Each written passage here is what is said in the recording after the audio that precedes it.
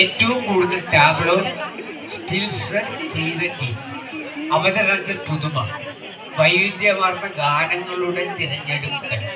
മറ്റു ടീമുകളെ പോലെ തന്നെ ഫ്യൂഷൻ ആയതുകൊണ്ടാവാം ഇവരും ഓണം എന്ന വാക്ക് വീഴാതെ നോക്കി. മൊത്തം ഒരു തളർച്ച ടീമിന് വന്നുപോയി. ഡ്രസ് കുറച്ചുകൂടി ഭംഗിയാക്കാമായിരുന്നു.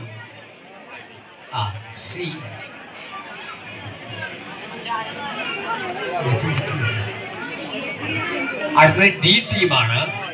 അവർ ഗണപതി വന്ദനത്തോടെയൊക്കെ ആരംഭിച്ചു. നിരവധി പ്രത്യേകതകൾ അവർ കാണിച്ചിട്ടുണ്ട്. ടാബ്ലോസ്